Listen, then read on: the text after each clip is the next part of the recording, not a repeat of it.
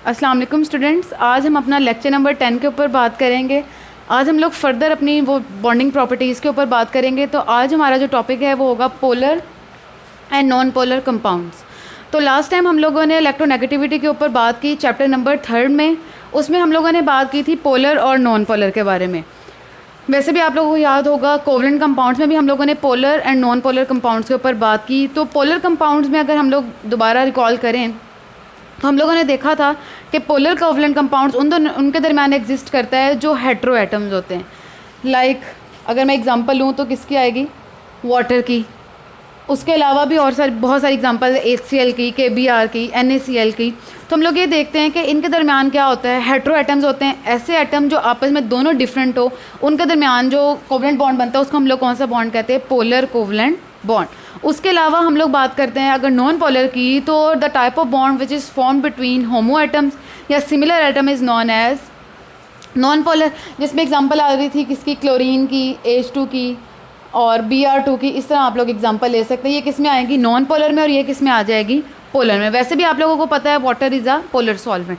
तो आज हम लोग बात करेंगे polar and non polar covalent compounds के ऊपर। तो जो इनके प्रोडक्ट्स के रिजल्ट, यानी कि जो पोलर और नॉन पोलर कंपाउंड्स के कोवलेंट बॉन्ड्स के रिजल्ट में जो प्रोडक्ट्स बनते हैं उनको हम लोग कौन से रिजल्ट कहते हैं जी, या कौन से कंपाउंड कहते हैं, polar and non polar compounds.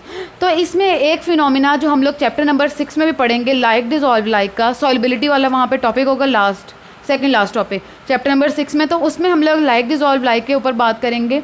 Like dissolve like का मतलब ये है कि एक जैसे चीज़ें एक जैसे सॉल्वेंट में डिजॉल्व होती हैं। जैसे हम लोग अगर एग्जांपल लें, यहाँ पे पोलर है तो पोलर कंपाउंड किस में डिजॉल्व होंगे, पोलर सॉल्वेंट में ही डिजॉल्व होंगे, जैसे मैंने यहाँ पे मेंशन किया भी हुआ है। और non polar compound non polar solvents में डिजॉल्व होंगे। तो इस प्रिंसिपल को हम लोग कौन सा प्रिंसिपल कहते हैं, लाइक डिजॉल्व लाइक, के पोलर कंपाउंड्स पोलर सॉल्वेंट में और नॉन पोलर सॉल्वेंट में डिजॉल्व होंगे। तो इस प्रिंसिपल को हम लोग क्या कहते हैं, लाइक डिजॉल्व लाइक। तो आप लोगों की बुक पर भी उन्होंने यही मैंशन किया हुआ है कि अगर हम लोग बात करें यहाँ पे, जैसे उन्होंने लिखा है पोलर कंपाउंड का एक्वस सोल्यूशन अगर हम लोग बना लेते हैं तो ये क्या करते हैं, इलेक्ट्रिसिटी कंडक्ट कर सकते हैं, अदरवाइज इलेक्ट्रिसिटी कंडक्ट नहीं कर सकते। तो इसमें हम लोगों ने ये डिस्कस किया कि क्या होता है जी, पोलैरिटी किस वजह से होती है, एक तो इलेक्ट्रोनेगेटिविटी की बेस पे होती है। अब अगर हम लोग इसमें बात करें तो हम लोग देखते हैं कि क्या स्ट्रक्चर बनेगा, H2O, ये पार्शली नेगेटिव और ये पार्शली पॉजिटिव। अब मुझे समझाना तो नहीं पड़ेगा कि इसके पास कितने इलेक्ट्रॉन्स हैं और इनके पास, और इन्होंने क्या शेयरिंग की, क्योंकि हम लोगों ने लास्ट 3-4 लेक्चर में इसके ऊपर काफ़ी बात की है। तो हम लोग ये देखेंगे कि इसने क्या किया, अट्रैक्ट किया ज़्यादा इलेक्ट्रॉन पेयर को अपनी तरफ। तो इसके ऊपर क्या आ गया, पार्शली नेगेटिव, और उनके ऊपर क्या था, पार्शली पॉजिटिव। तो सबसे बड़ी बात यही है कि पोलैरिटी में हम लोग बात करते हैं इलेक्ट्रोनेगेटिविटी डिफरेंस की, यानी कि एक इलेक्ट्रो पॉजिटिव होता है और दूसरा क्या होता है, इलेक्ट्रो नेगेटिव होता है।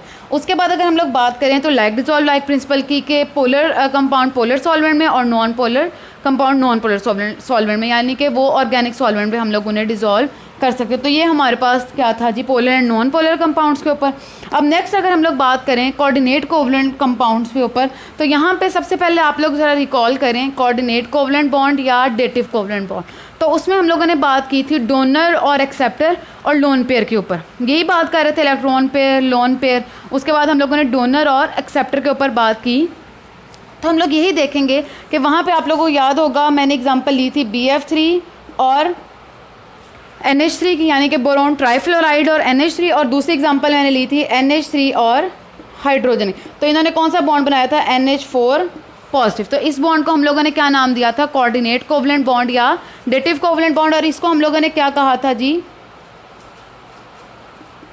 एडक्ट कहा था। तो ये आप लोगों को याद आ गया होगा। यही 2 एग्जांपल ली थी बोरोन ट्राइफ्लोराइड की, साथ हम लोगों ने अमोनिया को अटैच करवाया था। आप लोगों को याद होगा कि हमारे पास नाइट्रोजन ने क्या किया था, उसको शिफ्ट किया था, यानी कि उसने उसको इलेक्ट्रॉन्स दिए थे बोरोन को, और इनके दरमियान कौन सा बॉन्ड बना था, डेटिव कोवलेंट बॉन्ड या कोऑर्डिनेट कोवलेंट बॉन्ड। सेम अगर हम लोग यहाँ पे एग्जांपल है तो नाइट्रोजन ने इसको दिया था और उनके दरमियान कौन सा बॉन्ड बना था, कोऑर्डिनेट कोवलेंट बॉन्ड या डेटिव कोवलेंट बॉन्ड। तो यही बात हम लोग यहाँ पे भी यही करेंगे कि ऐसे कंपाउंड जो कोऑर्डिनेट कोवलेंट बॉन्ड या डेटिव कोवलेंट बॉन्ड के रिजल्ट में, या ऐसा प्रोडक्ट जो इनके रिजल्ट में बने, उसको हम लोग क्या कहेंगे, कोऑर्डिनेट कोवलेंट कंपाउंड। तो यहाँ पे मैंने यही मेंशन किया इलेक्ट्रॉन पेयर की ट्रांसफरेंस। यहाँ पे भी हम लोगों ने यही देखा था, अगर आप लोगों को याद हो, 1 2 यही 2 इलेक्ट्रॉन वहाँ पे क्या हो रहे थे, ट्रांसफ़र हो रहे थे किसकी तरफ, बोरोन की तरफ, और यहाँ से किसके तरफ ट्रांसफ़र हो रहे थे, हाइड्रोजन के साथ। और दूसरा हम लोग ये देखते हैं, do not form ions in water, क्योंकि अगर हम लोग बात करें कोऑर्डिनेट कोवलेंट कंपाउंड में तो इलेक्ट्रॉन पेयर क्या होता है, दो एटम्स के दरमियान शेयरिंग से बनता है,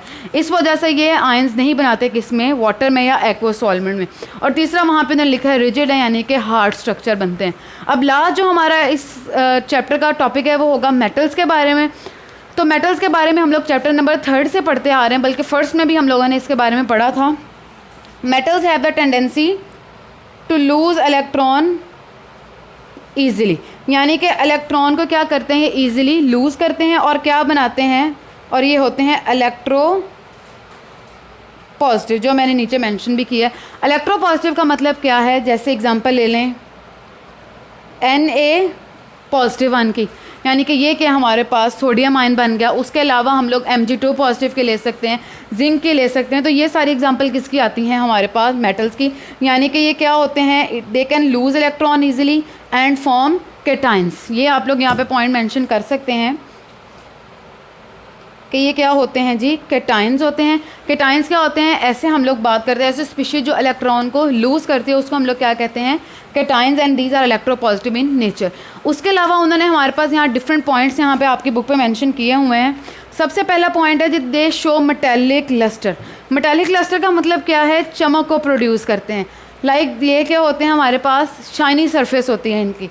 दूसरा हमारे पास है, they are usually malleable and ductile. Malleability और डक्टिलिटी, इसके डेफिनेशन बहुत इंपॉर्टेंट है, शॉर्ट क्वेश्चन में आती भी है। Malleability is the property by which metals can be rolled into sheets, यानी कि ऐसी प्रॉपर्टी जिसमें मेटल्स को हम लोग कन्वर्ट कर सकें या तब्दील कर सकें किसमें, शीट्स में, उसको हम लोग कौन सी प्रॉपर्टी कहते हैं, मेलिएबिलिटी। और डक्टिलिटी ऐसी प्रॉपर्टी होती है जिसमें उन शीट्स को हम लोग वायर्स में ड्रॉन कर लें, यानी उन्हीं शीट्स को हम लोग तारों में कन्वर्ट कर दें, उसे हम लोग क्या कहते हैं, डक्टिलिटी कहते हैं। ये इंपॉर्टेंट डेफिनेशन आ जाता है, differentiate between malleability and ductility. Next point है, they have high melting and boiling point. तो ये आप लोगों को पता है, मेटल्स क्या होती हैं, हार्ड होती हैं, तो इनको मेल्टिंग एंड बॉइलिंग पॉइंट्स भी क्या होंगे, ज़्यादा चाहिए होंगे। Being greater in size they have low ionization energies and form cations. अब ये पॉइंट अगर हम लोग बात करें तो यही है कि जब हम लोगों ने लास्ट टाइम भी बात की थी कि जब हमारे पास साइज़ ज़्यादा होता है तो इसका मतलब क्या है कि नंबर ऑफ़ शेल्स भी क्या हो जाएंगे, ज़्यादा।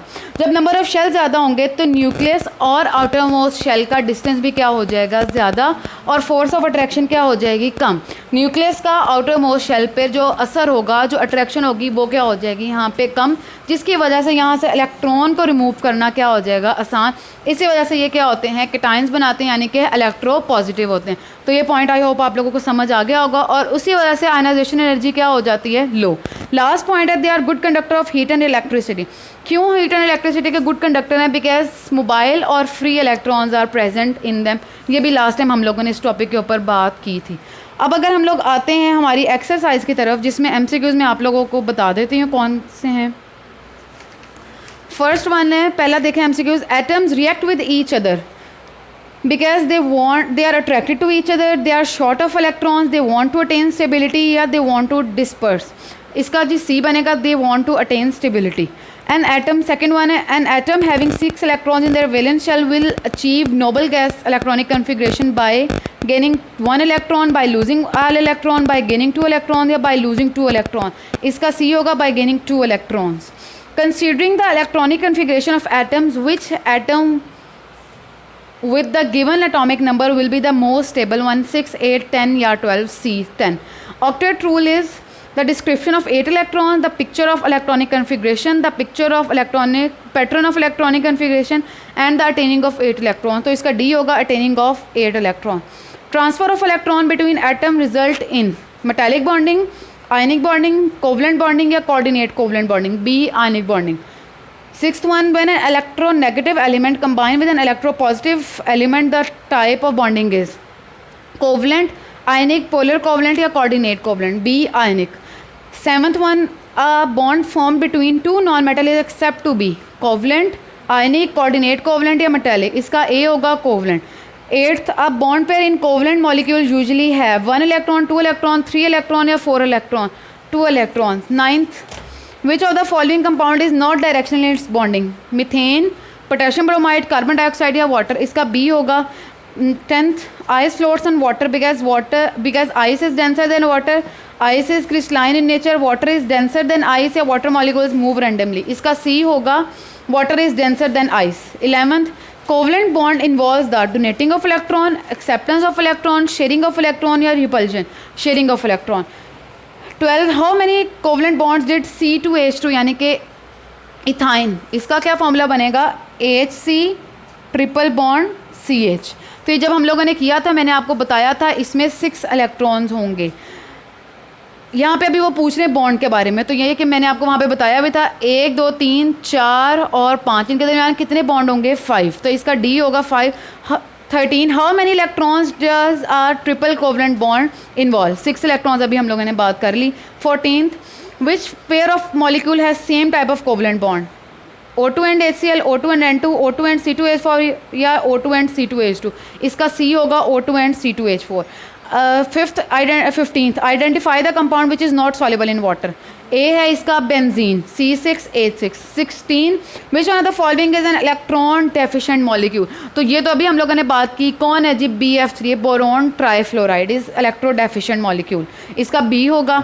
17, identify which pair has polar covalent bonds, O2 and Cl2, H2 and N2, H2 and C2H2 या H2 एंड HCl, इसका D होगा H2 एंड HCl.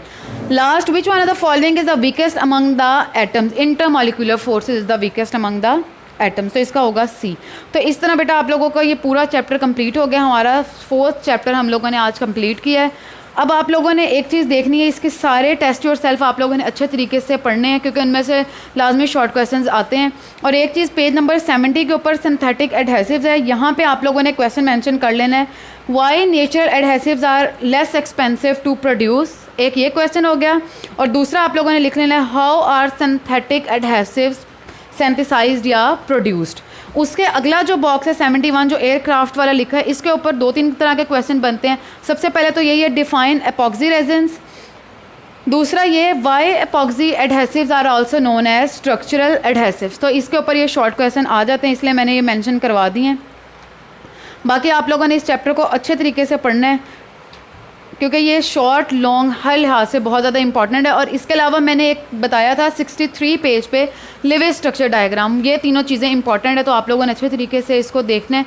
इंशाल्लाह अब हम अपना चैप्टर नंबर 5 शुरू करेंगे, फिजिकल स्टेट्स ऑफ मैटर. तब तक के लिए अल्लाह हाफिज़. Thank you so much.